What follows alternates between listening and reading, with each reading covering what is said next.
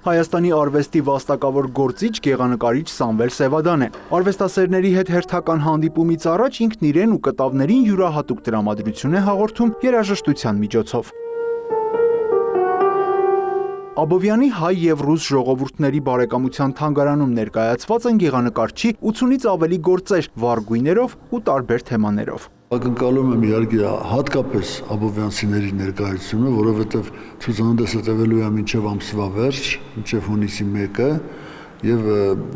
հույս ունեմ, որ աբովյանցիները եւ Աբովյանի շրջակա գյուղերի բնակչությունը կգան, կմասնակցեն, կդիտեն այս ցուցահանդեսը,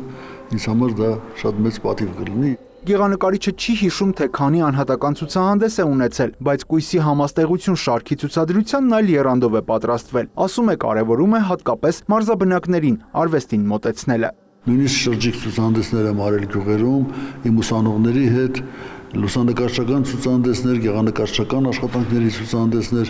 դա իմ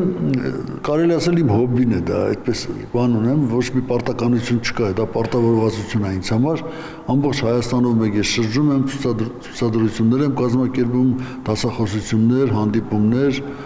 եւ աշխատավորների հետ եւ նաեւ իհարկե հատկապես մոտակ սերնդի ու երիտասարդների հետ։ Շուրջ 40 տարի գործող հայ եւ ռուս ժողովուրդների բարեկամության թանգարանում յուրատեսակ հարգանքի տուրք են համարում Սամվել Սևադայի ստեղծագործությունների ցուցադրությունը, քանի որ գեղանկարիչը երկար տարիներ ղեկավարել է այս թանգարանը։ Ռուզաննա Բադալյանը նշում է, նման ցուցադրությունները կնպաստեն թանգարանի հանրահռչակմանն ու այցելուների թվի ավելացմանը։ Թանգարանը նպատակ ունի դառնալ համայնքում կարևոր մշակութային կենտրոն, ինչու՞ նաև կրթական կենտրոն, որտեղ այցելուները կգան եւ իրենց հոգեվոր սնունդը կստանան, կդաստիարակվեն ու մշակույթով կապրեն։ Սամվել Սևադայի աշխատանքները թանգարանի այս լուսավոր ցուցասրահը կզարդարեն մինչև գարնան վերջին օրը։ Յուրա Վահանյան, Աշոտ Խաչատրյան, լուրեր։